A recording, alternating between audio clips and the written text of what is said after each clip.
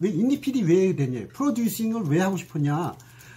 내 안의 블루의 시작은 사실은 17살 때, 제 젊었을 때, 학생 때, 제 친구들은 전부 서울대, 연대, 고대 가기 위해서 제 주위에 있는 친구들이 다 공부도 잘했어요. 그래서 공부를 안 했어요. 왜 안 했냐면 그때 폐결핵에 걸려가지고 공부를 할 수 있는 그 구조가 아니었어요. 제가 어차피. 그래서 공부는 포기를 했는데, 연출을 좀 하고 싶었습니다. 감독이 좀 되고 싶었었는데, 그걸 꿈을 이루지 못하는 차에, 제가 이제 회사에서 방송국을 만들고, 그 다음에 지금 1인 미디어를 직접 운영하고 있습니다. 그래서 그 1인 미디어의 타이틀도 계속 바뀌고 있어요. RMPD 뭐 이렇게 하다가 최근에 나온 게 TT입니다. 그 TT가 뭐냐 하면은 투데이 트렌드입니다. 요즘 월간 윤종신이라고 있고 월간 서른이라는 게 있어요. 커뮤니티에. 월간 서른은 퇴직을 할 30대들이 모여서 자기들끼리의 그 후일을 도모하기 위해서 월간 서른이라고 만들었는데 지금 한 300여 명이 모여요. 거기에 제가 일원이에요. 저는 그분들이 따블의 삶을 살았지만 그분들 삶에 같이 섞여 있습니다. 왜? 그들은 숨쉬기 위해서. 그들을 호흡하기 위해서. 그리고 월간 윤종신은 아시다시피 윤종신 씨가 약 한 10여 년 전에 매월 한 곡씩을 발표를 했어요. 음원 발표를 하면서 그것이 축적된 상태에서 그 사람은 최근에 대박을 쳤죠. 그런 겁니다. 그래서 그러한 방식으로의 플랫폼적인 사고를 한 것이 윤종신이라는 사람이에요.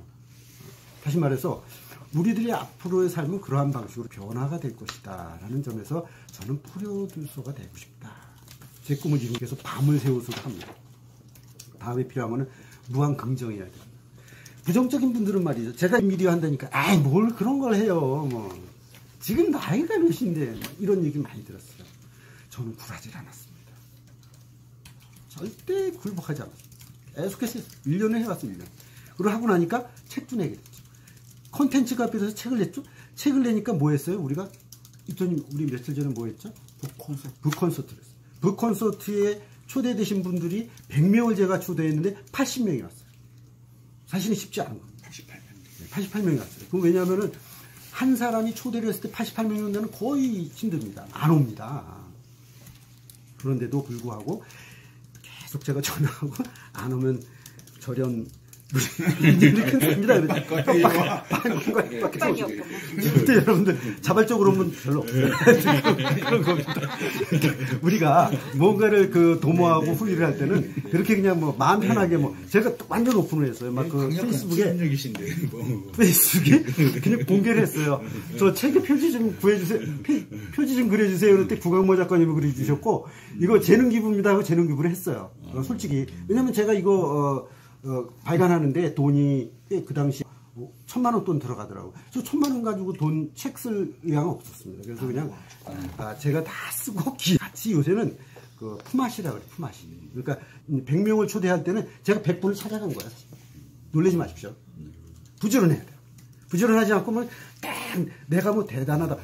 독불장으로 다 쫓아가서 인사하고 책 사주고 또 이야기 나누고 그분의 장점과 단점 뭘까 나는 어떻게 할까를 계속 고민하고 PD로서의 그 연구해서 만든 것이 그날의 그 시간이었고요. 근데 단지 그 후원자들이 많았어요. 제가 이 자리를 빌어서 너무 감사하게 느끼는 거는 방배동에 있는 그 갤러리는 제 친구가 그냥 무료로 임대를 해줬죠. 아니면 제가 뭐 요즘 말로 보면 그거 한번 임대해서 쓰려면은 뭐 30만 원에서 50만 원 들지 않겠습니까? 그죠? 그런 것도 있고요. 그 다음에 거기에 간식인데 간식 해주시는 분들 따로 있었고. 제가 와인을 샀어요. 10,000원짜리 샀는데 이분들은 마시면서 한 3만 5만 원짜리인 줄 알고 맛있게 드시더라고요. 근데 싹 먹고 가버렸어. 제가 아쉬웠어요. 근데 그 이렇게 재밌어야 된다는 거다. 부정적으로, 그거 왜 해요? 아, 그거 힘든데 그거 왜 하나요? 저희 집사람도 그러더라고요. 그거 왜 해요? 왜 하냐? 여러분들 연결을 해야 돼요. 이 시대는 세스 고딘이 그런 얘기를 했어요. 초연결 사회에서 여러분들 옛날에는 스타가 되기 위해서는 어떻게 합니까? 기획사에 가가지고 막 뭐 시험 보잖아요. 그죠? 시험 보고 사진도 막 이렇게 찍고 막 이쁘게 하는데 요즘 그게 아니에요. 스스로 가지고 있는 재능을 가지고 젊은이들이 그렇게 합니다. 젊은이들만 그래야 되나요? 아닙니다. 나이를 먹었다고 하지 말라고 이소영 작가님의 경우에는 스스로 책을 쓰고 원고 쓰고 해서 7권의 책을 썼습니다. 앞으로 또 계속 쓸 거예요. 그거 누가 해줘서 하는 겁니까? 아닙니다. 스스로 해야 합니다. 그래서 말씀드립니다. 10분 남았다고 그러네. 빨리빨리 지노라고 했습니다. 그 다음에 이제, 제가 이제 그 노래를 좋아해요, 노래. 왜 노래를 부릅니까, 여러분? 노래를 부르면은 기가 충만해집니다. 단전호흡 하시는 분들 보면은 제가 이제 샤우팅을 하는데, 김현식의 사랑했어요! 이렇게 하면은 여기에서 기가 뭡니다. 단전의 기를 모으기 위해서 하는 거는 아니에요. 즐거움을 갖기 위해서 노래를 하지만 단전의 기로. 다시 말해서 긍정적인 마음을 가지고 무한 긍정하면은 이런 엔터테인먼트 기능도 되더라 이거. 여러분 테드라는 거 아시죠? 세계적인 크리스 앤더슨이 지금 이제 경영자예요. 근데 이 크리스 앤더슨은 물론 이제 아까 말씀드린 롱테일의 제작자입니다. 와이어드지의 이제 편집장인데 거기에 이제 테디가 무슨 약자냐면 이우리. sorry. 저번에 알았는데 잊어버렸어. 깜빡. 네. 영어를 능통한 분도 이럴 때가 있습니다.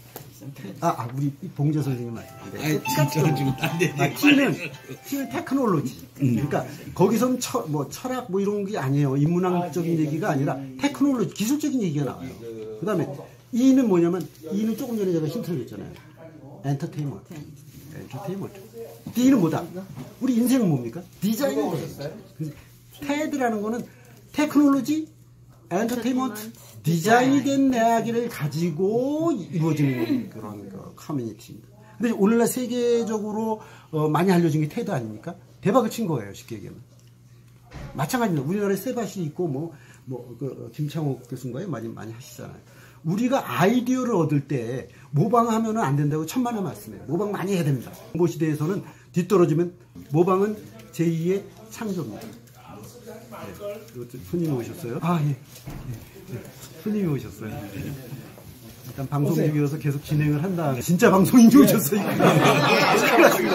진짜 방송인 앵커의 앵커. 방금 앵커님이 오셨는데 이거 1인 미디어가 이렇게 떠들어대가지고 이럴 때 길을 충만해야 돼요.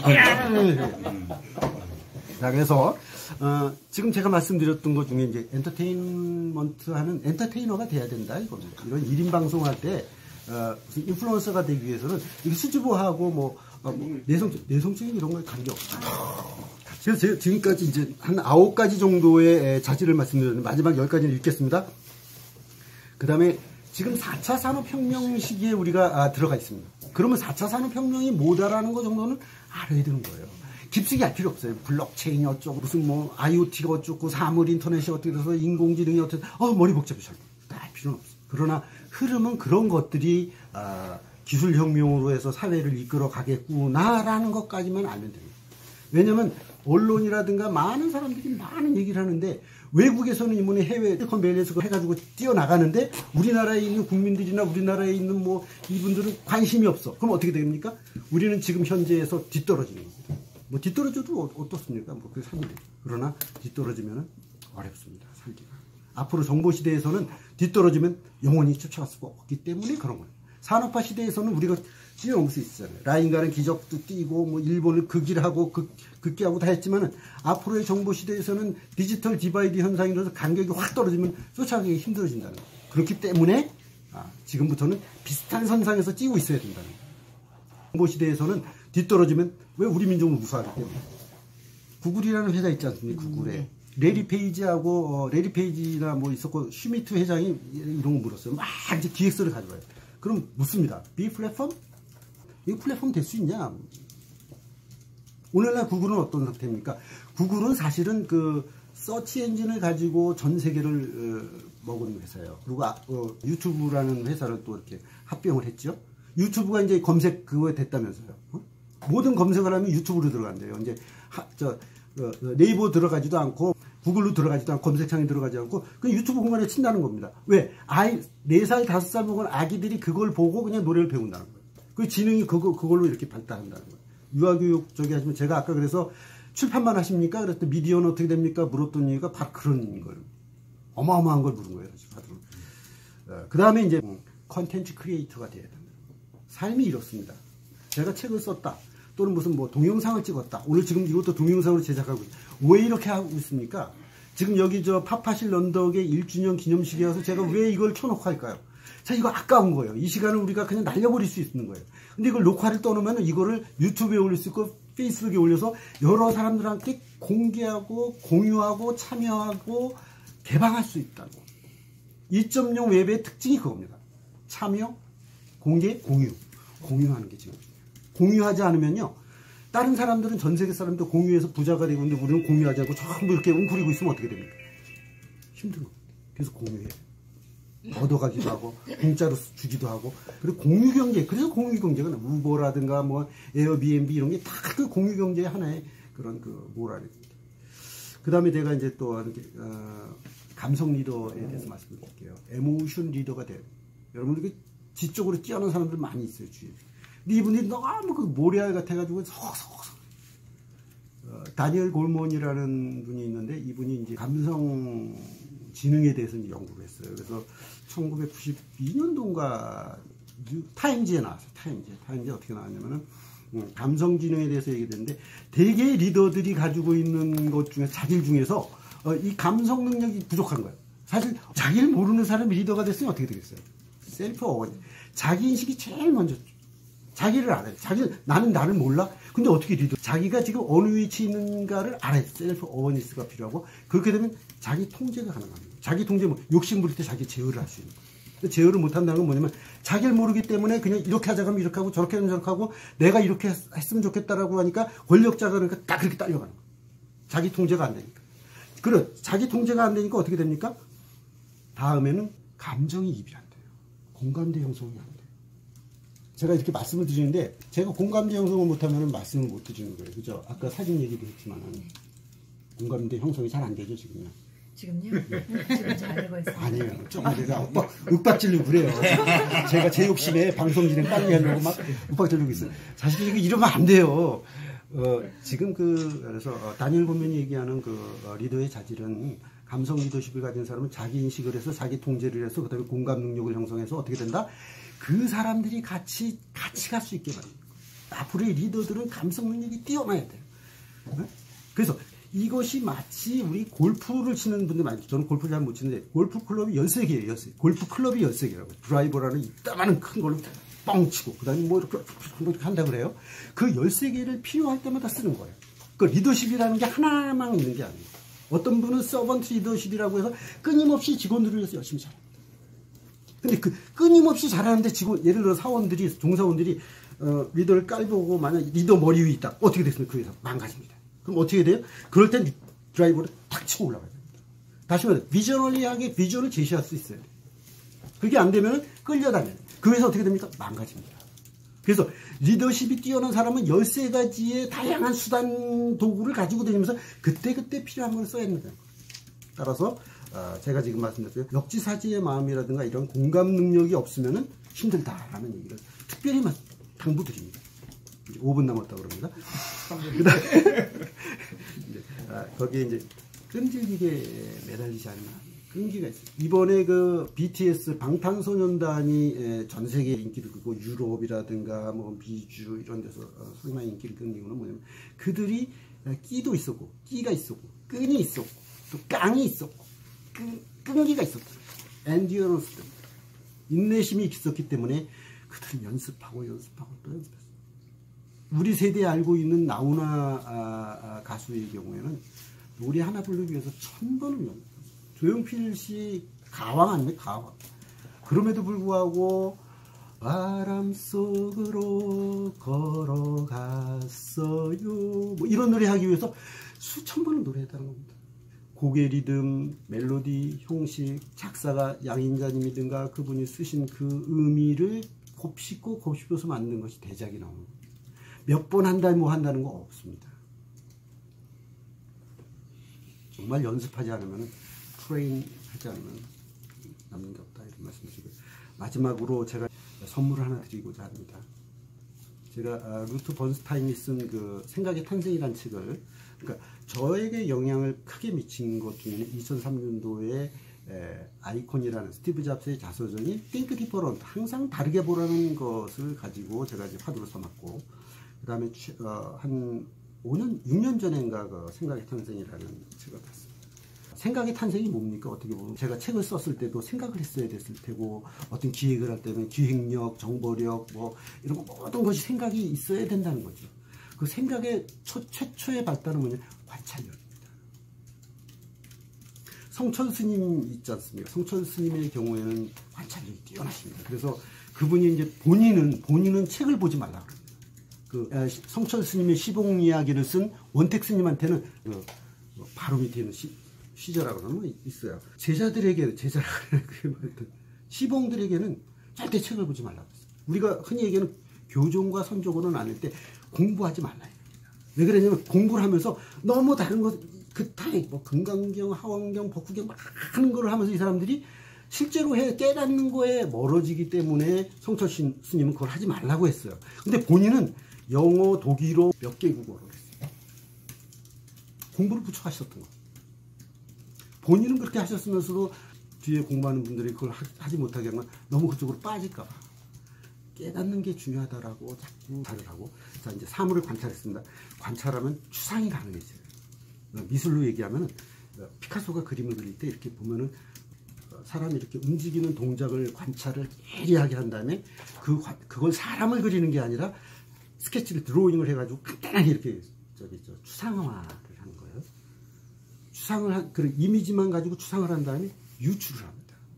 알랭드 보통의 예를 들어서 일의 슬픔과 기쁨 또는 뭐 동물원 가는 길, 불안, 그다음에 건축 뭐 이런 5가지 책을 제가 어느 날 샀어요. 똑같은 책을 한 작가가 쓰면 5권을 쌓아놓고 쫙 있는데 거기에서 유출한 거 단 하나 이겁니다. 뭘 유추해냈냐면은 알랭드 보통은 이쪽의 이야기와 이쪽의 얘기를 융합시킵니다. 역사서를 보면서 그 역사에 관련된 어떤 미술 작품이라는 음악을 같이 오버랩 시킵니다. 그래서 글이 확장력이 커지는 거예요. 그래서 유추하고 거기에다가 감정이입을 똑같이 시켜요. 시킨 다음에 논리하고 통합해서 새로운 생각을 만들어낸다는 겁니다. 마지막 정리하겠습니다. 저는 무라카미 하루키를 상당히 존경합니다. 우리나라 고은 시인님이 최근에 그 사건이 일어나기 전에 유력한 그 노벨 문학상 대상 후보자로 계속 꼽히는 사람 중에 2사람이 있어요. 한 사람은 무라카미 하루키, 저쪽에 알랭드 보통, 또 이쪽에 무슨 뭐 고은 시인 막 그러다가 지금 반열이 바뀌었죠. 무라카미 하루키는 생각하기 위해서 글의 소재를 얻기 위해서 약장문, 한약장 있지 않습니까? 한약장에 그 서랍을 하나씩 열면 거기 단어가 하나씩 들어있답니다.